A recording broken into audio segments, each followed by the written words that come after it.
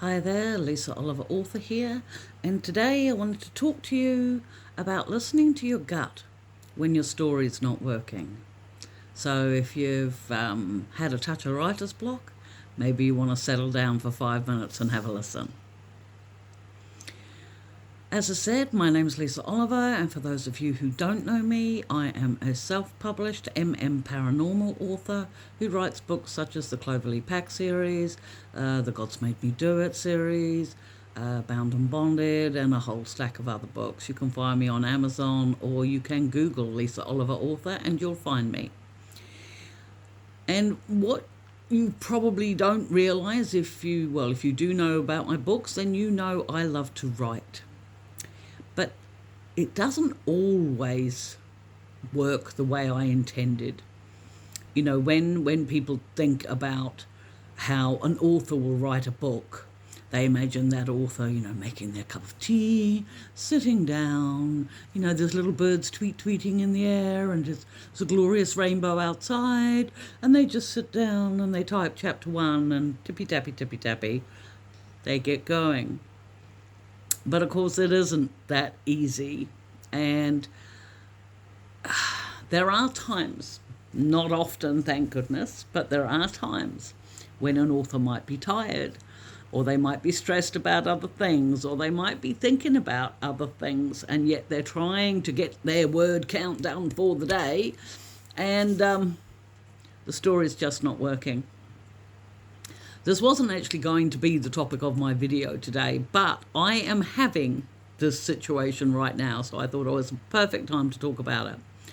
I have been promising my beautifully, wonderfully, fantastic readers a story about Loki in my God's Made Me Do It series. I had written a book about Odin, and I have already written a book about Thor, and I wanted to write one about Loki. And I had set it up at the epilogue of Odin's story, and it was all ready to go, and that was months and months ago. So I seriously need to get Loki's story done. So, like any other time, I got myself some pictures up the back behind me there. It's all sat there ready to go, and I started writing chapter 1. I had this idea that I wanted to make, because Loki is always known as a bit of a trickster. He hasn't come across very nicely in my previous books, so I really wanted to sort of, I like to turn my characters around. I like for readers to see that they've got a redeeming feature. So I was trying to do this with Loki, and I had this idea about him rescuing a couple of dogs from a dog rescue place, which apparently there's a lot of them in Kentucky, which was where they happened to be, Kentucky, USA.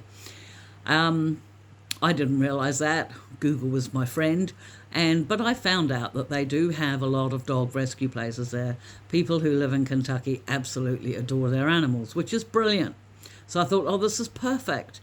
If you give a character, you can have the worst of assassins, but if he saves kittens out of trees, he's still a good guy. Your reader can still love him. And I wanted my readers to love Loki. I didn't want for him to fail in this book. So I had it set up where he got himself a couple of dogs and everything else. And then he was going to find his mate because of something that he'd done with one of the dogs, that he'd actually brought one of the dogs back to life. But the thing was, the more I wrote, and I probably wrote maybe 4 or 5 chapters, but I wasn't getting into the story, and neither was Loki. There wasn't. It's really hard to explain, and I'm sure you can feel it too when you're writing about your characters and what have you. There's a spark there. There's that awareness that. It's almost like you channel them and you just keep writing, and you just, and it works. You can see the scenes playing out in your head like a movie, and you're just following along, typing away. It's absolutely brilliant. It wasn't happening with Loki. So I put it down. I even put up a little short on my YouTube channel asking my readers, come on, Where would Loki meet a mate? Would it be in a club, or would the guy be up a tree, which was actually where he was in the dog rescue centre? And the thing is that the story didn't work. So I scrapped the lot, and I'm going to start again today, actually, when I finish this video. And it's going to be something totally different this time, because I'm a different person to the way I was 2 weeks ago when I was trying to do this. The thing is that it's really important when you're writing a book that you go with your gut. There are authors who say that their characters talk to them. I'm one of those people. There are people that feel that they feel a flow in the story. Like when you're actually writing a really good scene and you're really into it and you can see it and everything else, and the words just fly off the ends of your fingers. It is brilliant. It's such an amazing way to feel. And you finish it and you get to the end of it and you think, man, that was amazing. And it's very easy to finish a book when that happens. But if you're struggling, if you're pecking out words and then deleting, writing 10 words, deleting 8, it's not working. Your story's not working. There's a disconnect between you and all the characters and all your story. So you need to stop. Right now, stop. If you're going through this, stop. You need to go back and find where the problem is and then delete. And for me, the problem was from the beginning, from the opening scene. 4 or 5 chapters gone with the delete key. It's really easy to do, and it's also one of the hardest things to do. But the thing is that if your story works, it will flow. I had a situation quite some years ago when fairly early in my writing career, and I had blithely let my readers know that I was going to write some short stories. If there came up a query in a book about something that hadn't been addressed, I'd just say, oh yeah, that's on my short story list. And at the time it was in my Cloverleaf Pack series, and even now, I am never failed to be touched by how much positive response I got for my Cloverleaf Pack series. It's pretty much the main series that I'm known for, even though I had finished the last book in that series over 2 years ago. But people still talk about it with me today, which is really, really amazing. It makes me feel so good. And so the thing was I had committed myself to my readers that I would write these short stories, and there were 4 of them that I needed to do. And I thought, oh, okay, my new release from the month before was quite late in the month, so I had a bit of time. Finance-wise, I was juggling things around, and I thought, no, it should be easy. I'll just dash off 4 short stories, and it'll be fine. Now, when I'm really excited about my stories and when I'm, really getting there, I can write, on average, I can probably do between a 50 and an 80,000 word book in a month, it's what I do, because I do write every day. These 4 stories would have totaled probably 30,000 words. It took me 2 months to write. And I hated every word. I hated pushing myself. The stories needed to be told, but I wasn't ready. The problem was, as I had made a promise to my readers, and the one thing I will not do is let them down. I know I've got another couple of series that are edging in that direction, and I'm going to have to pull my finger out and frickin' work on it. But the thing is if it's like a heart, mind, gut process. Your story is conceived in your head, but it has to have heart, or it's just words on a page. And it's your gut that tells you when something goes wrong. And if your gut's telling you that your story's wrong, please listen.